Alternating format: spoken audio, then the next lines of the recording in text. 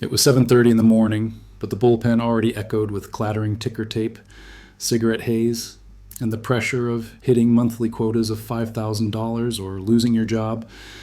In the 1970s, being a stockbroker meant cold calling 100 strangers a day, racing against hand-changed stock prices, and surviving on 30% commission splits, while 70% of rookies washed out within 3 years. Why did so few make it through the grind, and what hidden dangers lurked behind the promise of easy wealth? The truth begins where paper, sweat, and ambition collide. Rows of metal desks filled the bullpen, each battered by years of elbows and ashtrays, jammed so close together that a broker could hear every curse and whispered deal on either side. Rotary phones lined the desktops, their cords tangled, always ringing, always in use. The air hung heavy with cigarette smoke, sometimes so thick it stung the eyes by mid-morning. Overhead, a massive quotation board dominated the wall, its numbers changed by hand every few minutes, by a clerk on a ladder, chalk in one fist and eraser in the other. The numbers lagged behind the market, but they were all anyone had.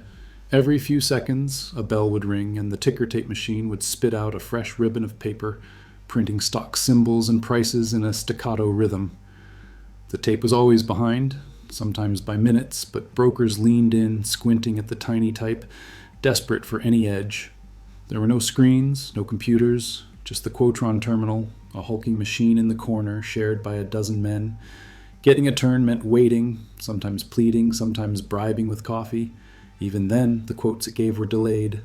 Trade tickets were filled out by hand, each in triplicate with carbon paper, and mistakes meant a trip to the manager's desk and a public dressing down. Runners hustled tickets back and forth to the back office, dodging stacks of ledgers and piles of pink, yellow, and white slips that tracked every order and every commission. The noise never stopped, phones ringing, brokers shouting for quotes, the wire service bell chiming out breaking news, the opening bell at 9:30, kicking off another day of chaos. Privacy did not exist. Every conversation, every client order, every mistake unfolded in full view of the room. The only way to get ahead was to outwork and outlast the next guy. Some brokers kept a lucky coin or a worn-down pencil, a small comfort in a world where the only certainty was the next call and the next quota. The bullpen was a world built on paper, sweat, and noise, a place where ambition had a smell and survival meant never letting up, even for a minute. The day started before sunrise. By 7:30, brokers hunched over their desks with coffee and a copy of the Wall Street Journal, scanning headlines for any hint of an edge. The phones never stopped. 50, sometimes 100 cold calls before lunch, each one a shot in the dark, a stranger on the other end, a memorized pitch ready to go.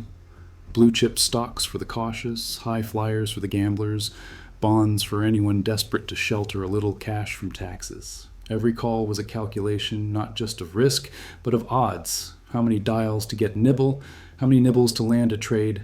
Commissions were not just a reward, they were survival. On a $5,000 trade, the fixed commission meant $50 to $100 gross, but only 1/3 or so landed in the broker's pocket. The rest went to the house. Hitting quota was not optional.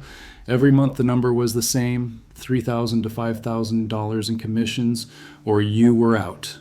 No base salary, no grace period. Miss quota, clear your desk. The math was relentless.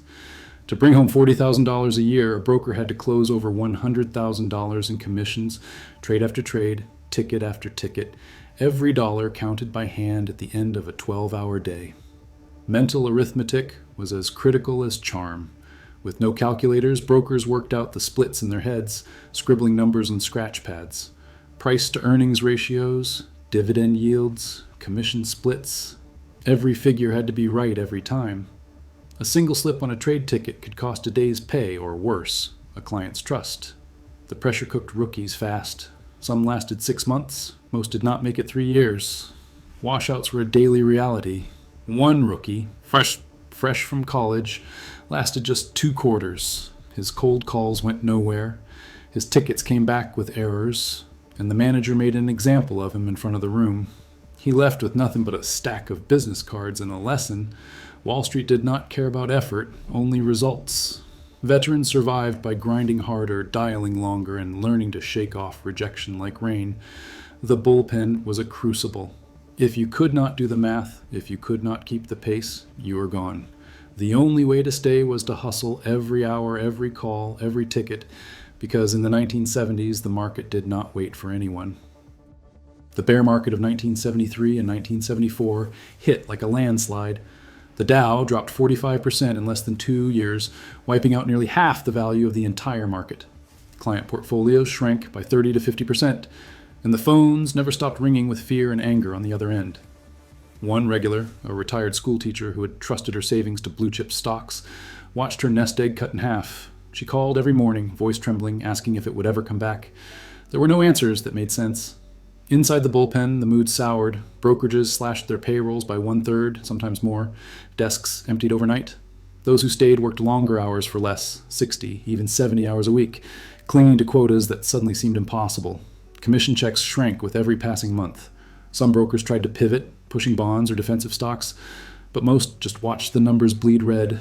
The culture, always aggressive, turned mean. 3 martini lunches became a coping mechanism. Ashtrays overflowed by noon, and the laughter that used to fill the room now sounded forced. Managers barked louder, public shaming grew sharper, and the pressure to sell never let up. The human cost ran deeper than lost jobs. Ulcers and heart attacks became part of the business. More than a few brokers started drinking before the closing bell. The old ways of outwork, outlast, outdrink suddenly looked unsustainable. The market was not just breaking portfolios, it was breaking people. On May 1st, 1975, the rules of the game changed overnight. The Securities and Exchange Commission, the SEC, killed off fixed commissions, and Wall Street's old guard woke up to a world where every fee had to be fought for.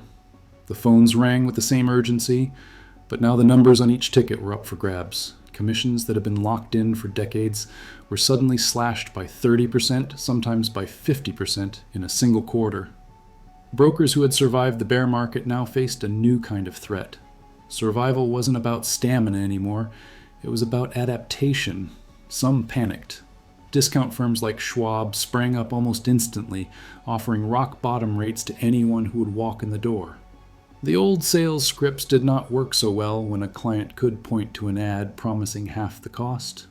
The bullpen's bravado faded as managers handed out new rate sheets and warned that loyalty, not just hustle, would keep a book alive.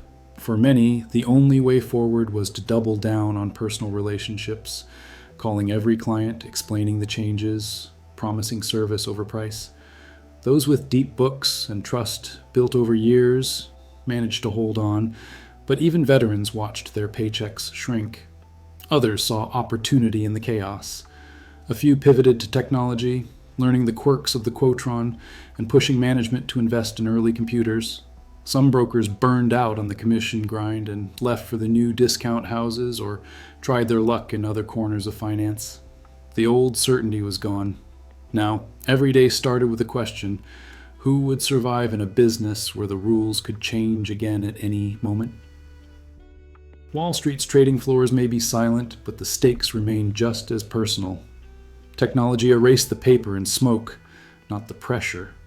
In today's digital chaos, the human cost of chasing the markets endures, only now the ticker never sleeps.